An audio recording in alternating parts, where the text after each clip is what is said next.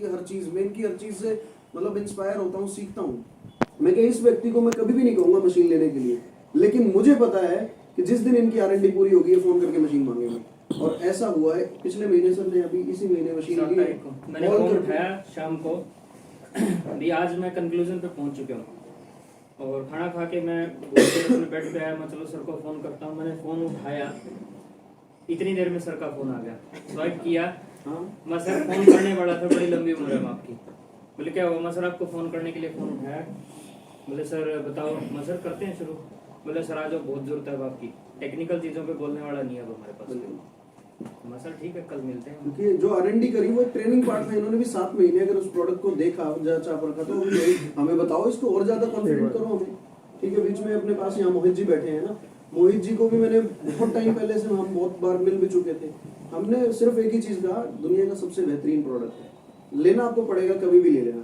अब जब आए हैं तो पूरी डेडिकेशन से आएंगे, आधे अधूरे लेके आएंगे ना तो उतना समय उसको और वैसे भी लगना है। आधा अधूरा आदमी ले आए ना तो 6 महीने बाद, ज्वाइन तो 6 महीने पहले हो गया है, काम तो 6 महीने बाद ही करेगा, क्योंकि उसकी क्वेरीज तो 6 महीने बाद तक तो क्लियर ही नहीं हुई, बल्कि भले ही सिस्टम में आ गया हो।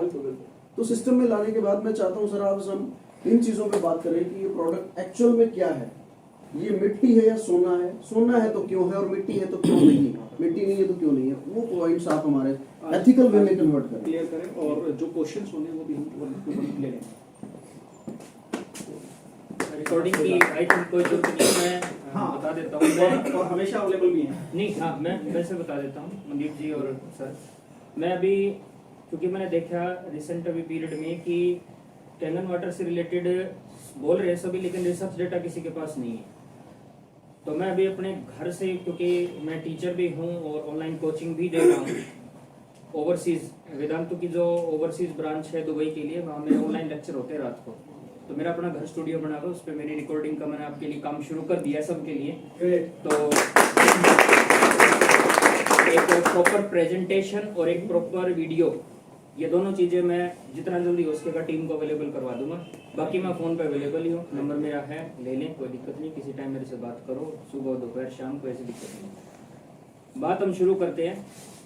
ड्रिंकिंग वाटर में 7 प्रॉपर्टीज होनी चाहिए, आज हम 4 पे बात करेंगे, 3 पे फिर कभी बात करेंगे। 4 पे इसलिए करेंगे क्योंकि अभी जब मैं टीम से जुड़ा हूँ तो टीम से जब मेरे पास फोन आए हैं तो इन बेसिकली इन 4 प्रॉपर्टीज पे उलझे हैं, तो इन 4 प्रॉपर्टीज पे हम बात करेंगे। सबसे पहले जो प्रॉपर्टी है वो है एल्कलाइज्ड वाटर। पिछले वीक में डॉक्टर राजेश जी किसी टीचर के पास कहीं बैठे हुए थे और उन्होंने कहा कि नहीं ये तो हो ही नहीं सकता, हाइड्रोक्साइड का पानी कैसे पी सकते हो। तो एक चीज समझो, एल्कलाइज्ड वाटर मतलब क्या है। सबसे पहले पीएच स्केल समझते हैं। एसिड से बेस यानी कि अम्ल क्षय क्षार आने से, खट्टे से कड़वे आने में जो पीएच स्केल बना हुआ है वो है 0 से लेके 14 तक का। उसमें से 0 से और लगभग 2.5 पीएच की चीजें तो हम खा भी नहीं सकते। हमारे स्टमक के अंदर, आमाशय के अंदर 2.5 पीएच से नीचे का बनता है HCl एसिड, जठराग्नि जिसको एक तरह से आयुर्वेद में कहा गया है। ठीक है, यानी कि वो हमारे फूड को डाइजेस्ट करना शुरू करता है, प्रोटीन को तोड़ना शुरू करता है। उसके बाद हमारी पूरी बॉडी जो है वो एल्कलाइन नेचर की है।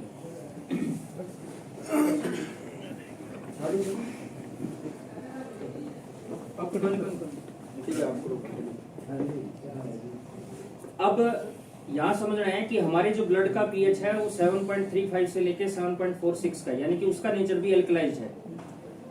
एल्कली और एल्कलाइज्ड का मतलब एक हम समझेंगे। एल्कलाइज्ड चीजें वो होती है जिसमें सोडियम, पोटेशियम या कैल्शियम के कार्बोनेट या बाइकार्बोनेट हो, जैसे सोडा वाटर। और एल्कली वो है जिसका पीएच जो है वो 11 के बाद 14 तक का है, वो तो हम कभी खा भी नहीं सकते और हमें ये बताना भी नहीं है क्योंकि है ही नहीं। ये मशीन जो है, जितनी भी हमारी कैंगन मशीन है वो एल्कलाइज्ड वाटर बाहर निकालती है। एल्कलाइज्ड वाटर का मतलब है कि मैक्सिमम जो पीएच हमें मिलेगा वो कितना मिलेगा, 11.5 का। 11.5 का पानी पीने के लिए रिकमेंड नहीं किया जाता, वो रिकमेंड किया जाता है, वो अभी टीम भी रिकमेंड नहीं कर रही थी, वो भी मैं बता देता हूँ। अगर मान लिया कभी आपको कोई ऐसा पेशेंट मिलता है जिनको कोई गैस्ट्रिक रिलेटेड प्रॉब्लम है, इंडाइजेशन की प्रॉब्लम है, रात को सोते वक्त एंजाइटी है, या जिनको हाई बीपी की प्रॉब्लम है, उनको कहो कि 11.5 पीएच का पानी वो रात को 2 घूंट दवाई की तरह लेके पिए। 11.5 का पानी रात को 2 घूंट दवाई की तरह लेके पिए। अच्छी नींद आएगी उनको, और कोई एंजाइटी है वो भी, उनकी कोई परेशानी उनको नहीं होगी, और धीरे धीरे जो बैड कोलेस्ट्रॉल उनकी बॉडी के अंदर डिपॉजिट हो चुका है आर्टरीज और वेन में, वो निकलना शुरू हो जाएगा। कोलेस्ट्रॉल हमारी बॉडी के लिए जरूरी है, लेकिन कोलेस्ट्रॉल हमारी बॉडी में दो तरह से काम करता है। जब हमारे टिश्यू के नीचे वो है तो इसे बोला जाएगा गुड कोलेस्ट्रॉल। ये क्या करता है, हमारी बॉडी को इंसुलेशन देने का काम करता है। जैसे इस टाइम मैंने बाहर की सर्दी से बचने के लिए जैकेट या ब्लेजर हम जो पहनते हैं, ये गुड कोलेस्ट्रॉल है। लेकिन इसी की वजह से अगर मान लिया मुझे 4-5 जैकेट पहना दे और ऊपर से, तो क्या होगा, गर्मी होगी, पसीना आएगा। इसी तरह से जब वो कोलेस्ट्रॉल जाके हमारी ब्लड वेसल्स में डिपॉजिट होना शुरू हो जाता है, आर्टरीज और वेन्स में, तो वो बनता है बैड कोलेस्ट्रॉल। उससे क्या होगा, हार्ट को ब्लड पंप करने में परेशानी आएगी। उसका रिजल्ट क्या होगा, एंजाइटी शुरू हो जाएगी, हाई बीपी रहना शुरू हो जाएगा, चेस्ट पेन शुरू होगा, एक्यूट पेन होगा। एक्यूट पेन के बाद जस्ट इमीडिएट पेशेंट की जो स्टेज आ चुकी है वो आ चुकी है हाइपरटेंशन, और उसके बाद कार्डियक अरेस्ट की। 11.5 pH का पानी लें, रात को 2 घूंट पिएं दवाई की तरह, डेली का रूटीन बनाएं। धीरे धीरे धीरे धीरे 15 से 20 दिन के अंदर उनको ये प्रॉब्लम जो है खत्म हो जाएगी। और जो भी ब्लड डाइल्यूटिंग अगर वो कोई दवाई ले रहे हैं जो डॉक्टर ने उनको दी हुई, वो अपने आप ही बंद कर देंगे, अपने आप ही बंद कर देंगे, कुछ करने की जरूरत ही नहीं है। मेरे फादर कर चुके हैं। मेरे फादर जो हैं उनकी 2018 में एंजियोप्लास्टी हुई थी, डॉक्टर दिनेश शगल सप्रा हॉस्पिटल में है। उन्होंने कोरोनरी आर्टरी में 99% ब्लॉकेज थी, तो 2 स्टंट उनको डले थे। उसके बाद से उनकी ब्लड थिनिंग की दवाइयां चल रही थी, लेकिन उन्होंने धीरे धीरे क्या किया, एल्कलाइज्ड वाटर लेना शुरू किया। अब यहाँ एक और ट्विस्ट मैं बता देता हूँ। मशीन मेरे घर जो लगी है सर, किस डेट को लगी थी कपिल सर? आई थिंक 15 दिन हो गए। 8 पहले लग ली थी ना, नहीं 14 दिसंबर को। हाँ 14 दिसंबर को मेरे घर मशीन लगी है। तो 2018 को मेरे फादर की जनवरी 2018 में एंजियोप्लास्टी होती है, तो फिर दवाइयां छूट कैसे गई? ये मेरे रिसर्च पीरियड में आया कि वो जो उन्होंने क्या किया, कुरुक्षेत्र गुरुकुल में पंचकर्म विधि से वो इलाज करवा रहे थे अपना, कि दवाइयां मैं नहीं लूंगा, स्टीरॉइड नहीं लूंगा, कि उनको साइड इफेक्ट आने शुरू हो गए थे। वो जो काढ़े ले रहे थे ना, उन काढ़ों का मैंने चोरी छुपे उनका पीएच चेक किया। जब कपिल सर और मेरी नॉलेज में मशीन आई, मैंने डाटा जब लेना शुरू किया तो पता लगा भी हाँ एल्कलाइज्ड वाटर है। मतलब जो दवाई है वो काढ़ा जो है वो एक तरह का एल्कलाइज्ड नेचर है। दूसरा, क्योंकि वो नेचुरल सोर्स से बना हुआ है, तो उसके अंदर क्या है, किसी तरह का स्टीरॉइड नहीं है। स्टीरॉइड नहीं है तो इसलिए मेरे फादर को साइड इफेक्ट नहीं आ रहे। नेचुरल है इसीलिए बॉडी के अंदर वो क्या हो रहा है, जल्दी डाइल्यूट हो रहा है, और डाइल्यूट होकर बॉडी में क्या कर रहा है, उनकी ब्लड थिनिंग को रख रहा है। वो सेम प्रॉपर्टीज में, जब मैंने दोनों को क्रॉस चेक किया सामने रखे तो दोनों में सेम प्रॉपर्टी मिली। तो जो काम अगर दवाइयां करे, अगर वो ये घर में आई जाए तो सबके लिए करेगा, नो डाउट। तो मेन मुद्दा जिस पर हम सवाल शुरू कर, जो हमारा सवाल था जिसको हम लेके चले थे, कि वो एल्कलाइज्ड पीएच का मतलब यहाँ क्या होगा। एल्कलाइज्ड पीएच में अगर आपके सामने कोई प्रॉब्लम आ जाती है, कोई ज्यादा पढ़ा लिखा मेरे जैसा कोई मिल जाए गवार आपको, और वो कहे कि तो पी नहीं सकते, तो उसको कहो जी आप अपने जो घर का जो पानी का सैंपल है वो टेस्ट करवा लें। वो टेस्ट करवा ले, और टेस्ट करवा के ये देखें कि उसमें कार्बोनेट, नाइट्रेट, बाइकार्बोनेट ये कितने हैं। और उसके बाद हम जो पानी आपको दे रहे हैं इसमें एक बार आप कार्बोनेट, बाइकार्बोनेट और नाइट्रेट का लेवल चेक कर लें। जब लैब की रिपोर्ट आ जाएगी तब तो मान सकते हो। आर्ग्यूमेंट की स्टेज में हमें जाना ही नहीं है, कोई हाथापाई कोई आर्ग्यूमेंट हमें उनके साथ नहीं करना, विद प्रूफ हम बात कर लेंगे। बोले जी ठीक है, कर लिया। अब बात आती है एल्कलाइज्ड क्या है। एल्कलाइज्ड का मतलब है कि पीएच जो है वो 7 से ज्यादा और 9.5 पीएच तक रखना है। तो ये किस वजह से होगा, ये होगा 3 मेटल की वजह से, सोडियम, पोटेशियम और कैल्शियम। इन मेटल्स को ये मशीन नहीं रोकती है, यानी कि जो इलेक्ट्रोड है वो इनको नहीं रोकता है, कतई नहीं रोकेगा। उनका कार्बोनेट, बाइकार्बोनेट भी नहीं रोकेगा। आपका आरओ रोकेगा, ये नहीं रोकेगा। तो किसको रोकेगा, ये रोकेगा गैसेस को। कौन से गैसेस, जो जिन्हें हम फ्री रेडिकल बोलते हैं। फ्री रेडिकल हमारे इन्वायरमेंट में चारों तरफ प्रेजेंट है। जब से पृथ्वी बनी है, जब से इस पृथ्वी पर वायुमंडल बना है, तब से फ्री रेडिकल हैं और रहेंगे, और ये जरूरी भी हैं। फ्री रेडिकल ही हैं जो डीकम्पोजिशन यानी गलने सड़ने की प्रोसेस को आगे कंटिन्यू करते हैं। लेकिन है क्या, हम ह्यूमन एक्टिविटी ने, चाहे पोल्यूशन है चाहे कुछ भी, हमने वो फ्री रेडिकल बस इन्वायरमेंट में बढ़ा दिए। अब वो सांस से भी हमारे शरीर में जा रहे हैं, पीने के पानी से भी जा रहे हैं, और हमारी जो सब्जियां उनसे भी जा रहे हैं। कौन है वो, फ्लोराइड है, क्लोराइड है, और ऑक्सीजन का ऑक्साइड है। ऑक्सीजन का ऑक्साइड है, ये जब तक O2 रहता है ना तब तक तो है ठीक, लेकिन जैसे ये O2 नेगेटिव बन जाता है ना ऑक्साइड, फिर ये काम क्या करेगा, ये वैसे ही काम करेगा जैसे लोहे को जंग लगता है। लोहे को जंग लगता है, जंग लग के लोहा पपड़ियां बन के खत्म हो जाता है। इसी तरह से ये ऑक्साइड, क्लोराइड और फ्लोराइड जो रेडिकल हैं ये हमारे ब्लड में जाएंगे, क्योंकि गैसेज है बहुत जल्दी डिसॉल्व हो जाती है, गैस बहुत जल्दी हमारे खून में जाती है। इसका एक उदाहरण मैं वैसे दे देता हूँ, किसी कमरे में आग लग गई और आप फंस गए ना, तो वहां जो कार्बन मोनोऑक्साइड जैसी गैसेज बनेंगी बहुत जल्दी जाएंगे आपके शरीर में, खून में बहुत जल्दी घुलती है गैसेज, और क्या होगा, आप बेहोश हो जाएंगे, निडाल हो जाएंगे, वहीं गिर जाएंगे, चुप हो जाएगा। तो ये तीनों गैसेज जो हैं जैसे हमारे ब्लड में जाएंगी, ब्लड में ये अपना काम करना शुरू कर देते हैं। फ्लोराइड और क्लोराइड पकड़ेंगे हमारे प्रोटीन रिसेप्टर को, और क्या करेंगे, आजा बोले बैठ, अब ताश खेलेंगे, रोज काम तो रोज करता है काम तो रोज करता है, तो आजा ताश खेलेंगे। और क्या किया, रिसेप्टर चला था, ब्रेन से सिग्नल लेके किसी काम के लिए रोक दिया, वो बैठ के भाई साहब ताश खेल रहे हैं, वहां बॉडी का ऑर्गन वेट कर रहा है कि कुछ हो। दूसरा, ऑक्सीजन भाई साहब पहुंचे अपने कैल्शियम के पास, बोले यार तू बोन में क्या कर रहा है, बाहर निकल, अपन ब्लड में चक्कर मार के आते हैं। कैल्शियम डाई पॉजिटिव आयन होता है। कैल्शियम एक तरह से हमारे जैसे आरसीसी, ये रीइंफोर्स्ड कंक्रीट बनने के लिए सीमेंट जो काम करती है, इसी तरह से हमारी हड्डियों का सीमेंट जो है कैल्शियम है। ऑक्सीजन कैल्शियम भाई साहब को लेकर चल पड़े ब्लड में। अब ये कैल्शियम जितना ज्यादा हड्डियों से निकल के खून में आएगा ना, खून को तो गाढ़ा करेगा, हड्डी को पतला करेगा, हड्डी को पतला करेगा तो ऑस्टियोपोरोसिस शुरू हो गया, हड्डी को जंग लगना शुरू हो गया, जैसे लोहे को जंग लगना शुरू हो गया। ऑक्सीजन ने खून मतलब शरीर से बाहर था तो लोहे को जंग लगा दिया, शरीर के अंदर गया तो हड्डी को जंग लगाना शुरू कर दिया। दूसरा, फ्लोराइड और क्लोराइड है, तो उन्होंने हमारे प्रोटीन रिसेप्टर्स को ब्लॉक कर दिया। अब ब्रेन का कोई भी सिग्नल जो है वो प्रॉपर्ली ट्रांसमिट नहीं हो पा रहा है। इसमें क्या होगा, जैसे अभी सर बैठे थे, पूछ रहे थे कि मेरे फादर को जैसे ब्रेन हैमरेज हुआ, सर पूछ रहे थे, तो हुआ कुछ नहीं है, बॉडी की सिग्नल ट्रांसफर करने की कैपेबिलिटी बंद होगी, अटक गई, किसी भी तरह से अटक सकती है। वो पैरालिसिस की स्टेज भी हो सकती थी। पैरालिसिस में होता क्या है, पैरालिसिस में बॉडी का कोऑर्डिनेशन ही तो टूट गया, बॉडी का कोऑर्डिनेशन टूट गया। आप यहाँ से फोन तो मिला रहे हो, लेकिन सामने वाले की लाइन ही कटी पड़ी है, सामने वाले का सिम भी ब्लॉक हो रहा है, मारते रहो चाहे फोन, क्या होना, कुछ भी नहीं होना। तो वो सिचुएशन है। तो पैरालिसिस के अटैक से लेके ब्रेन हेमरेज तक की ये जो प्रॉब्लम है, ये सिग्नल रुकने पे ही आएगी, वो भी इसी का जरिया है। असल में हो क्यों रहा है, क्योंकि ब्रेन में सिग्नल ट्रांसफर करने का काम, यानी कि इस बैग में कोई इंफॉर्मेशन है, यहाँ से लेके और वहां तक ट्रांसफर करने का काम जो है वो खून के जरिए सोडियम और पोटेशियम चैनल करते हैं, और ये नेचुरली फ्रीली हमारे पानी में अवेलेबल है। दोनों एक्टिव मेटल हैं, वैसे हम ले ही नहीं सकते। मतलब मैं सोचूं बाजार जाऊं और सोडियम लिया, सोडियम पूरा, पोटेशियम लिया पूरा, शाम को अपना चबा के थूक दिया, सोडियम पोटेशियम पूरा, नहीं, एक्टिव मेटल है। ऐसे मेटल अगर प्योर स्टेट में लोगे, इस पानी में डालोगे तो आग लग जाएगी। तो इनको शरीर में पहुंचाने का सबसे सेफ, सबसे नेचुरल तरीका जो भगवान ने बनाया, प्रकृति ने बनाया, जो भगवान को मानते तो भगवान, प्रकृति को मानते तो प्रकृति, जो भी है, कोई आर्ग्यूमेंट नहीं इस चीज पे, वो बनाया पानी, कि पानी के जरिए आप इसको ले सकते हो। पानी के जरिए कैसे ले सकते हैं, वो साल्ट बनाया, कार्बोनेट और बाइकार्बोनेट।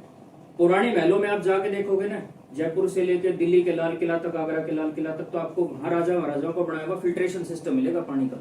और वो क्या होता था, बजरी, बजरी के ऊपर चूने की परत, फिर चारकोल की परत, फिर बजरी, फिर चूने की परत, फिर चारकोल की परत। वो चूना कर क्या रहा है, वो चूना वही कर रहा है जो पान खाने वाले को कर रहा है। पान खाने वाले को कभी एसिडिटी नहीं होती, क्यों, अगर वो पान के पत्ते पे कत्था और चूना लगवा के खा रहा है ना, तो वो चूना उसकी बॉडी के अंदर क्या कर रहा है, एल्कलाइन नेचर दे रहा है उसको। तो हमारे पानी में, यानी कि हमारा, हम सबका yoga, we are proud users of Kangen, तो हमारे इस पानी के अंदर हाइड्रोक्साइड नहीं है।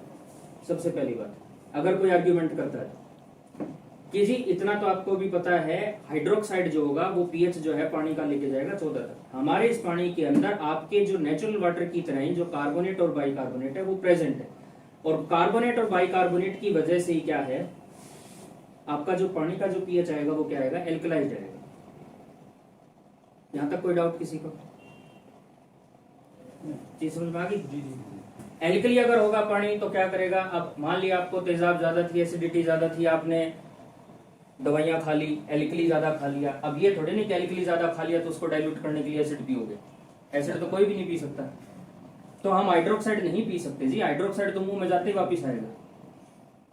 खारा खीरा अगर कभी खा लिया हो, खारी ककड़ी अगर कभी खा ली हो, तो उसी टाइम वापिस फेंकते हैं। तो इसलिए एक चीज तो ये ध्यान रखें।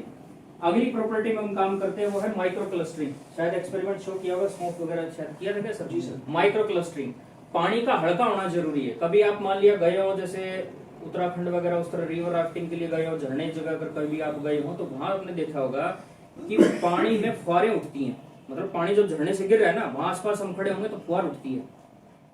इसी तरह से जो गांव से बिलोंग करते हैं, खेतों में कभी गए होंगे तो बारिश होने के बाद इतनी हवा में नमी होती है, और वो उस नमी में नमी का होना बहुत ज्यादा जरूरी है। वो वाटर की है माइक्रो क्लस्टरिंग नेचर।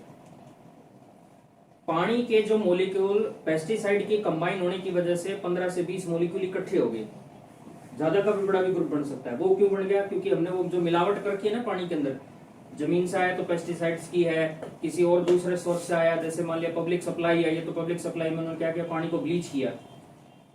नहर से चल के, बागड़ा नंगल डैम से चल के, नहरों से चल के पानी घर तक आता है। जब पानी घर तक आता है तो नहरों में देखते हैं लोग किस किस तरह का सांस्कृतिक कार्यक्रम करते हैं। वो सारी गंदगी केमिकल फॉर्म में हमारे पानी में यहाँ वाटर वर्क सप्लाई में आती है। वो उसको क्या करते हैं, उसका सिंपल सा तरीका बनाया, उसको ब्लीच कर दो। ब्लीच करने के बाद उन्होंने क्या किया, उन्होंने वही दो चीजें बढ़ा दी, ऑक्सीजन बढ़ा दिया और क्लोराइड बढ़ा दिया। क्योंकि ब्लीचिंग पाउडर का अगर आप फार्मूला देखोगे तो कैल्शियम ऑक्सीक्लोराइड CaOCl2, ऑक्सीजन भी बढ़ गया, क्लोरीन भी बढ़ गया। ज्यादा डाल देंगे तो लहसुन जैसी सी स्मेल आती है उसके अंदर, पानी के अंदर से। कम डाल दिया तो क्या है, वो ठीक है, वो जो इम्प्योरिटी थी वो तो नीचे बैठ गई, लेकिन वो जितना भी ऑक्साइड क्लोराइड है वो पानी में आ गया। उस पानी को हम साफ है आरओ से फिल्टर करके पी लिया। आरओ कभी भी गैस को बाहर नहीं निकाल सकता, ये चीज आप लिखवा के ले लो मेरे से। वो सिर्फ और सिर्फ जिसको रोक सकता है वो उनको रोक सकता है जिनका पीपीएम पार्टिकल यानी कि पार्टिकल का साइज जो है वो 1000 नैनोमीटर से बड़ा है। कितना? जैसे कि पानी के अंदर रेत, पानी के अंदर रेत का पार्टिकल जो है 1000 नैनोमीटर से बड़ा होता है, हमेशा नीचे बैठेगा और दिखाई देगा। आरओ उन चीजों को तो रोक लेगा, लेकिन जो घुली हुई गैसेज है, फ्लोराइड क्लोराइड, उनको नहीं रोक सकता। वो तो निकल के बाहर आएंगी। अब जो चीज चाहिए थी कार्बोनेट बाइकार्बोनेट, वो तो उसने पीछे रोक लिए। ये नहीं करेगा। क्यों नहीं करेगा? क्योंकि प्लेट से जब पानी पास होगा तो क्या होगा, जो गैसेज हैं वो वहीं निकल जाएंगी आउटलेट के जरिए, क्योंकि प्लेट्स गर्म हो चुकी हैं करंट देने की वजह से। लेकिन जो सॉलिड मेटल है वो क्या होगा, वो थोड़ी ना होगा। सोडियम पोटेशियम मेटल इतने वो सॉफ्ट थोड़ी ना है कि वो क्या होंगे, वहीं मेल्ट होना शुरू हो जाएंगे। वो आपके पानी के जरिए क्या आएगा, बाहर आएगा। तो माइक्रो क्लस्टर लेवल पे कर देगा। पानी के जो मोलिक्यूल उन फ्लोराइड और क्लोराइड के साथ कंबाइन हो चुके थे, क्योंकि नेचुरली वाटर का जो मोलिक्यूल का फॉर्मूला है ना वो कुछ ऐसा ही है कि पानी के 10-12 मोलिक्यूल जब इकट्ठे होते हैं ना तो उनके बीच में खाली जगह होती है। कैसे? एक छोटा सा एग्जांपल मैं बच्चों को दिया करता हूँ उनको समझाने के लिए। कांच का जार लो, जार में कंचे डाल दो, कंचों में रेत डाल दो, रेत में पानी डाल दो। कौन सी चीज कहाँ गई? पानी नीचे बैठ जाएगा। कांच का जार, जार के अंदर कंचे, कंचों में रेत डाल दी, रेत कहाँ गई? नहीं, रेत गई कंचों के बीच में जो गैप में। और पानी डाल दो तो पानी कहाँ गया? रेत के बीच में जो खाली पार्टिकल है।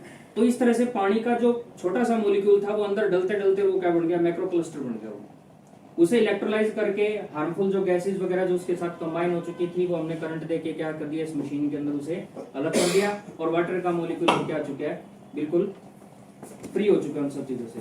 छोटा बन गया, वो छोटा था वापिस छोटा बन गया। अब बात आती है अगला जो हम पॉइंट लेके चलते हैं इसी के अंदर, वो आता है एक्टिव हाइड्रोजन। माइक्रो क्लस्टरिंग के साथ जो एक प्रॉपर्टी जो मशीन इंप्रूव करती है वो एक्टिव हाइड्रोजन ऑक्सीजन का क्या चक्कर है। सिंपल सी साइंस है, मछली पानी के अंदर क्यों जिंदा है? डिसॉल्व्ड ऑक्सीजन की वजह से। साइंस के टर्म में उसको डिसॉल्व्ड ऑक्सीजन कहा जाता है। नेचुरली वाटर का जो फार्मूला वो H2O से बना है। पानी के अंदर भी डिसॉल्व्ड ऑक्सीजन है जिसकी वजह से मछलियां सांस ले पाती हैं। अगर वो ऑक्सीजन उनको ना मिले तो मछली भी पानी के अंदर डूब के मर जाएगी। आज हमारे पानी के साथ भी यही हो चुका है। खाली जगह को किसने भर दिया? उन दूसरी गैसेज ने भर दिया। ऑक्सीजन जैसी गैस वहां कंबाइन रह नहीं पाई। O2 कंबाइन होना जरूरी है, मैंने पहले बताया था O2 कंबाइन होना जरूरी है। O2 नेगेटिव नहीं होना चाहिए। हुआ क्या, तो ये पेस्टिसाइड और इन सब की इम्प्योरिटी की वजह से वो सब चीजें वहां क्या होगी, कंबाइन होगी और कंबाइन होके डिसॉल्व्ड ऑक्सीजन बाहर हो गया। जो पानी आप पी रहे हैं ना उस पानी के अंदर आप मछली को नहीं रख सकते। करके देख लो, घर में एक्वेरियम लगा के मर जाती है मछलियां। मर जाती है। वो क्यों मर जाती हैं? इसी वजह से क्योंकि उसमें डिसॉल्व्ड ऑक्सीजन नहीं है। तो जब हम वाटर को इलेक्ट्रोलाइज करेंगे, चाहे कैंगन मशीन में करते हैं चाहे किसी भी मशीन में हम इलेक्ट्रोलाइज करेंगे, तो इलेक्ट्रोलाइज करने से वो एक्टिव हाइड्रोजन और ऑक्सीजन क्या हो जाएगी, वो फ्री हो जाएगी। अब यहाँ कई पढ़े लिखे गवार मेरे जैसे फिर कहेंगे बोले यार वाटर का तो इलेक्ट्रोलिसिस कर दिया, तो इलेक्ट्रोलिसिस करने पे तो हाइड्रोजन ऑक्सीजन अलग अलग टूट गया। वो रॉकेट साइंस है, फ्यूल सेल है। फ्यूल सेल के अंदर क्या होता है, हाइड्रोजन और ऑक्सीजन को एक जगह सप्लाई किया जाता है, रिएक्शन होती है, उससे पानी बनता है, पानी को फिर से उस प्लेट पे लाके फिर से क्या करते हैं, फिर रिएक्ट कराते हैं, फिर इससे हाइड्रोजन ऑक्सीजन बनती है। ये पूरा जो मैंने प्रोसेस बताई आईएसएस के अंदर चल रहा है, इंटरनेशनल स्पेस स्टेशन जो स्पेस में है। वहां क्या होता है, पानी को तोड़ते हैं, करते हैं, लेकिन ये सारी प्रोसेस ठहरे हुए पानी के साथ है। ये ठहरा हुआ पानी नहीं यूज कर रही है, ये आपके रनिंग टैप वाटर को यूज करता है। रनिंग टैप वाटर का मतलब है कि पानी जब इसमें से एंटर होगा, सेडिमेंट फिल्टर से पास होने के बाद पानी जब इलेक्ट्रोड प्लेट पे आएगा तो वो पानी ठहरा हुआ नहीं है, क्योंकि लगातार पीछे से पानी आता जा रहा है। तो सिर्फ क्या कर रहा है, रनिंग वाटर प्लेट में ऊपर से लेकर जब नीचे तक पास होगा, डायग्राम को अगर आप देखेंगे समझेंगे तो ऊपर से लेकर नीचे तक जब पानी जाएगा तो प्लेट से जो गैसेज है वो तो क्या होंगी, प्लेट के साथ स्टिक होके वो वहां से इवोल्व हो जाएंगी, और जितना भी हमारे पास मेटल है वो बाहर आ जाएगा, पानी के साथ आ जाएगा, माइक्रो क्लस्टरिंग प्रॉपर्टी आ जाएगी, और वापस जो ऑक्सीजन कंबाइन हो चुकी थी वो फिर से फ्री हो जाएगी और वो पानी के अंदर आ रही है। जो हम पानी निकाल के उनको दिखा रहे हैं, एक्टिव हाइड्रोजन एंड ऑक्सीजन। यहां तक कोई डाउट किसी को नहीं है? चले आगे। अगली जो प्रॉपर्टी आती है वो आता है नेगेटिव ओआरपी, क्योंकि सब चीजें तो हमने निकाल दी जो इम्प्योरिटी पीछे थी, यानी कि जो हार्ड मतलब जो सब्सटेंसेस थे, बैड सब्सटेंसेस थे, वो हमने सब निकाल दिए। तो नेचुरल वाटर के अंदर नेगेटिव ओआरपी की वैल्यू बाय गॉड गिफ्ट है, बाय नेचर है, ये होता ही है। नेगेटिव ओआरपी का मतलब क्या है, पानी को बनाया ही इसलिए गया है कि वो सारी शरीर की गंदगी निकाल दे। कहते नहीं है सुबह उठते 1.5 गिलास 2 गिलास पानी पीना चाहिए, और गुनगुना पियो तो और भी बढ़िया है। गुनगुने की दिक्कत नहीं है, आप पहाड़ों में जाके ठंडा पानी पी लो, कभी बीमार नहीं होगे अगर आपका शरीर ठीक है तो। और आपका शरीर अगर ठीक नहीं है तो वो पानी पी के भी आप बीमार हो जाओगे, चाहे उसको गुनगुनाई करके क्यों ना पी लो। क्यों? एल्कलाइज्ड नेचर है। एल्कलाइज्ड नेचर है तो वो अपना काम करना शुरू करेगा, और वो क्या करेगा, हमारे लार्ज इंटेस्टाइन के कोलन को साफ करना शुरू करेगा। तो ये नॉर्मल सी प्रोसेस है। नेगेटिव ओआरपी का मतलब क्या होता है उसको समझाएंगे। नेगेटिव ओआरपी का मतलब नेगेटिव ऑक्सीडेशन रिडक्शन पोटेंशियल, यानी कि ऑक्सीडेटिव सब्सटेंस कम है, रिडक्टिव क्या है, ज्यादा है। रिडक्टिव का मतलब क्या होता है, एक तरह से मैं समझाऊं, आपको पैसे की जरूरत है, मैंने आपकी जेब में पैसा डाल दिया, वो मेरा रिडक्टिव नेचर है। आपको पैसे की जरूरत है, आपकी जेब में जो चवन्नी थी वो भी मैंने बाहर निकाल दी, तो वो क्या मेरा क्या होगा, ऑक्सीडेटिव नेचर होगा। तो हम जो सब्सटेंसेस, सब्जियां या जो कुछ भी आजकल खा रहे हैं वो क्या कर रहे हैं, हमारे शरीर में जो हेल्थ के नाम पे कोई चीज भी अगर है ना तो उसको क्या कर रहे हैं, निकाल रहे हैं। पानी का काम है उसको और ज्यादा डालना। कपिल सर थोड़ी देर पहले बात कर रहे थे, वो बिल्कुल बेस्ट है कि वेलनेस की तरफ लेके जाना है। शरीर तो खराब हो चुका है जी, एकदम ठीक नहीं होगा। पैदा होने से लेके आज मैं 35 साल का हो चुका हूँ, शरीर खराब ही तो किया मैंने। क्यों? ना तो मेरे माँ बाप साइंस पढ़े हुए हैं, मैंने जब तक साइंस पढ़ी, चीजों की नॉलेज हुई, तो कभी मैंने भी खूब कोल्ड ड्रिंक खींच के पिए तो शरीर बीमारी किया हमने। तो मैं ये सोचूं कि आज मैंने ये मतलब 2,80,000 रुपए की मैंने मशीन लगा ली और आज बस पानी पीते और मैं शक्तिमान, चलो भाई मेरा कुछ को क्या कर लेगा कोई, तो नहीं हो सकता जी। बॉडी को सिस्टम पे आने में टाइम लगेगा, तो टाइम लगेगा तो वो टाइम हमें देना पड़ेगा। लेकिन पानी अपना काम फर्स्ट डे से अपना उसने काम करना शुरू कर दिया। अब नेगेटिव ओआरपी कैसे काम करता है? हमारा जो शरीर है वो छोटी छोटी कोशिकाओं से बना हुआ है, और कोशिका यानी कि सेल के चारों तरफ एक बाउंड्री है, एक मेम्ब्रेन है जिसको बोलते हैं प्लाज्मा मेम्ब्रेन। प्लाज्मा मेम्ब्रेन दो चीजों से मिलकर बनी होती है, एक होता है लिपिड, एक होता है प्रोटीन। लिपिड यानी कि एक तरह का फैट होगा, समझने के लिए बता सकते हैं बस लिपिड की प्रॉपर्टी। लिपिड मैंने बोल दिया तो पानी में घुलने वाला है, फैट पानी में नहीं घुल सकता, लिपिड पानी में घुल जाता है। और दूसरा प्रोटीन, पानी से घुलने वाली चीजें प्रोटीन के थ्रू जाएंगी, फैट से घुलने वाली चीजें लिपिड के थ्रू जाएंगी। जाएंगी कहाँ? सेल के साइटोप्लाज्म में, सेल के कोशिका द्रव्य के अंदर। मतलब इस टाइम हम एक तरह से सपोज करो कि सेल में बैठे हैं, हम सब सेल में बैठे हैं, ये दीवारी मेम्ब्रेन है, ठीक है, जिसके अंदर ताकत है दीवार के अंदर से आ सकता हो तो दीवार में से आ जाएगा, और जो हम जैसे हैं वो सब गेट से आएंगे। गेट से आने वाले एक तरह से क्या है, वो पानी में घुलने वाले हैं, जो दीवार से आने वाले हैं वो एक तरह से फैट से घुलने वाले हैं। ये जो फ्री रेडिकल जब हमारी बॉडी के अंदर जाता है तो ये फ्री रेडिकल क्या करता है, इस चैनल को ब्लॉक कर देता है। याद करो बेड कोलेस्ट्रॉल जो भी मैंने बताया था, बेड कोलेस्ट्रॉल बताया था। मान लीजिए इस दीवार को बनाते वक्त मैं क्या करूं, इसमें एक स्टील की बहुत मोटी चादर लगा दूं तो ये एक तरह से वाल क्या बन जाएगी, बुलेट प्रूफ बन जाएगी। वो सिचुएशन वहां क्या हो रही है, वो इंसुलेटर बन गया। यानी कि कोई भी ऐसी चीज जो फैट के थ्रू घुलने वाली जो है वो हमारी बॉडी में आ सकती थी, वो आने नहीं दे रहा, वो वहां भी ब्लॉकेज होगी। वहां ताला लगा दिया, यानी कि गेट पकड़ के कोई खड़ा हो गया तो गेट पकड़ के बोला नहीं आने दूंगा। वो सिचुएशन रेडिकल्स करते हैं, क्योंकि ये क्या करते हैं, सिग्नल को जाम करते हैं, ये कंबाइन करते हैं, बिठा लेंगे एक जगह एक तरह। जब हम नेगेटिव ओआरपी की चीजें देंगे, यानी कि हाई ऑक्सीजन या हाई हाइड्रोजन हम जब पानी के अंदर देंगे तो पानी हल्का है। हल्का होने की वजह से क्या करेगा, उसकी सोल्यूबिलिटी बढ़ जाती है, माइक्रो क्लस्टरिंग प्रॉपर्टी बढ़ जाती है। तो जब हम ये डेमो दिखाते हैं तो डेमो में एक चीज दिखाते हैं कि जो टी लीफ का बैग है ग्रीन टी का, वो जल्दी डिजोल्व हो जाता है, 4 से 5 कप हम बना सकते हैं। सौंफ है तो उसका एक्सट्रैक्ट जल्दी निकल जाता है। तो क्या है, जब हम ये एल्कलाइज्ड वाटर उस बॉडी को देंगे तो जो फैट उसके शरीर पे डिपॉजिट हो चुका है कोशिका पे, वो धीरे धीरे क्या होगा, ओसिफाई होना शुरू हो जाएगा। तो आपकी कोशिका जो अच्छी चीजों को लेने के लिए बनी थी वो क्या हो जाएगी, खुल जाएगी। खुल जाएगी। जब वो अच्छी चीजों को लेने के लिए खुल जाएगी तो जाहिर सी बात है सेल के अंदर अच्छी चीजें आएंगी।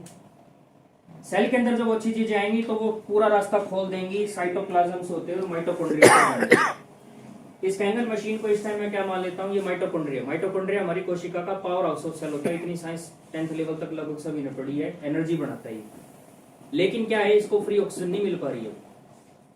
फ्री ऑक्सीजन नहीं मिल पा रही, क्यों? क्योंकि वो गेट और दीवार दोनों चीजें ब्लॉक कर दी हमने।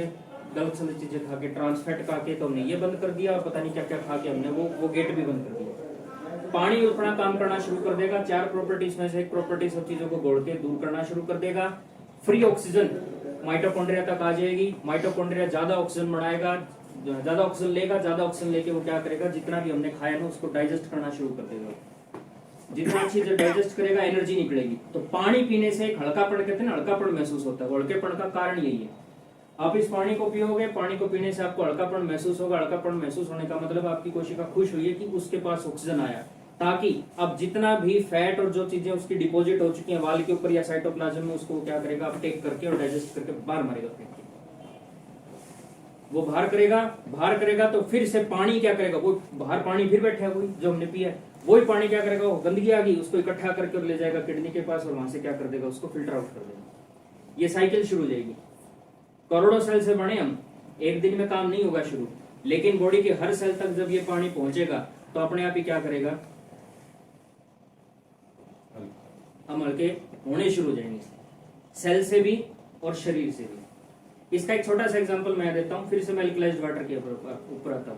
परिवार में कभी ऐसा हुआ होगा कि आपके परिवार में कभी किसी बुजुर्ग को नीमा की सिचुएशन पे आना पड़ा होगा।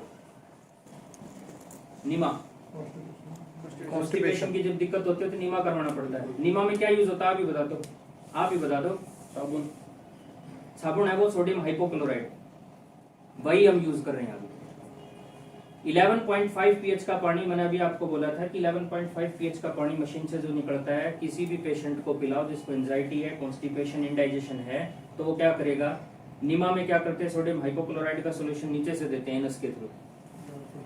वो सिर्फ आपके कोलन को साफ करेगा, रेक्टम और कोलन को, सिर्फ रेक्टम और कोलन को, क्योंकि वहां लास्ट में जाके गंदगी फंसी हुई है। हमने वो तो देख लिया कि सीवेज वहां से किचन से मेरे चली लाइन आई, यहाँ सीवेज का रास्ता ब्लॉक हो गया, यहाँ तार मार के खोल दिया तो क्या होगा, जितना था वो आ गया। लेकिन कभी घर में अगर आपने सीवेज की लाइन साफ करी होगी तो प्लास्टिक की पाइप में नीचे भी गंदगी बैठ जाती है, डायमीटर कम हो जाता है उसका, हो जाता है ना। क्यों? ये गंदगी तार मारने से नहीं जाएगी, ये जाएगी पानी का प्रेशर मारने से, और वो पीछे से नहीं, आगे से। नेचुरली हमारे शरीर में पानी का ढाल जो है, एक तरह से कह देते हैं स्लोप जो है, वो क्या है, माउथ से एनस की तरफ है, और ब्लड से किडनी के थ्रू, यूरिटर के थ्रू है। अब डिसीजन आपका है, चाहे तो नीचे से तार मार के खोल लो, और या ऊपर से पानी का प्रेशर मार लो।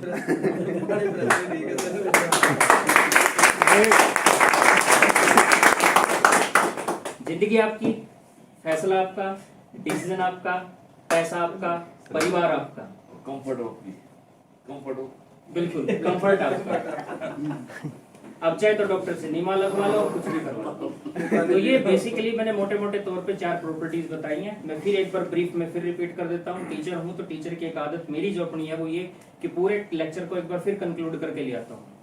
फिर 4 प्रॉपर्टी बात करते हैं। नेगेटिव ओआरपी आपकी बॉडी के अंदर ऑक्सीडेटिव सब्सटेंसेस को क्या करेगा, घटाएगा, रिडक्टिव को बढ़ाएगा, यानी कि जिसको हम एंटीऑक्सीडेंट बोलते हैं। इससे क्या होगा, कोशिका के अंदर जो भी फ्री रेडिकल घुसे हुए हैं उनको वो साफ करेगा, फ्लश करेगा, और सेल अच्छी हो जाएगी, सेल से टिश्यू अच्छा हो जाएगा, टिश्यू से ऑर्गन, ऑर्गन से ऑर्गेनिज्म, ये पूरी बॉडी ठीक हो जाएगी। अगली चीज हमने माइक्रो क्लस्टरिंग की बात की थी। पानी में जो चीजें घुल नहीं पा रही हैं उन्हें घोलना शुरू कर देगा। क्यों? क्योंकि पानी साफ हो जाएगा। पानी साफ होने से जितनी भी वसा या वसा रहित जो भी गंदगी है वो शरीर से निकलना शुरू हो जाएगी, तो हमारा शरीर एक हल्कापन महसूस करेगा। एक्टिव हाइड्रोजन ऑक्सीजन यही चीज है, नेचुरली है पानी के अंदर, लेकिन क्या है हमने जो गंदगियां पानी के अंदर आ गई हैं वो उस चीज को जोड़े हुए हैं, हमने उसको क्या कर दिया, इलेक्ट्रोलिसिस करके बाहर कर दिया।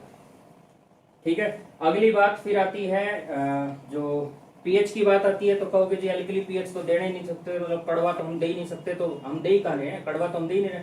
पानी पी के देखो आप डेमो पे, जब उनको पानी दो, मैं अपनी गाड़ी में आज भी 6 लीटर पानी मतलब लेके चलता हूँ, अब भी मेरे पास 6 लीटर मेरी गाड़ी में नीचे रखा है, जिसको बोला पानी पी के देख लो, पानी पी के देख क्या ये कड़वा है।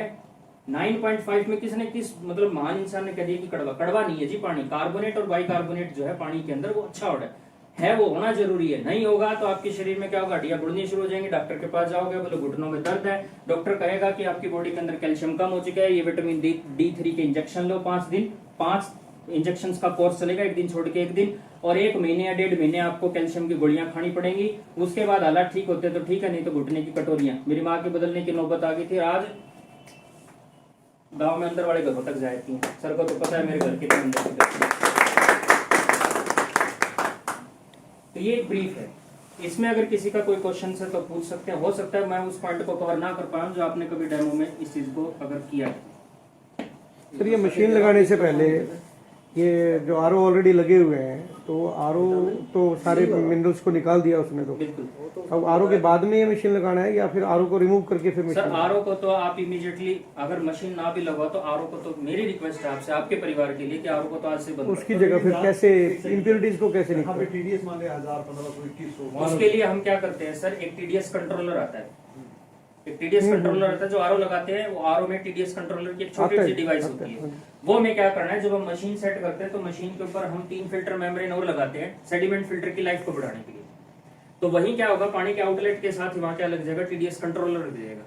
वो आरओ लगाने वालों को पता होता है कि उसका कनेक्शन किस तरह करना है, वो टीडीएस कंट्रोलर लग जाएगा, उसमें स्क्रू होता है, स्क्रू से उसका टीडीएस कंट्रोल कर सकते हैं, मतलब 1000 भी है तो हम 250 लेके आ सकते हैं उसको। तो काम मेम्ब्रेन ने नहीं, टीडीएस कंट्रोलर भी करता है, टीडीएस कंट्रोलर भी करता है, डिवाइस होता है वो इतना सा, मैं दिखा दूंगा, जस्ट वाल है, सिर्फ वाल है, जस्ट वाल नहीं वाल नहीं होता।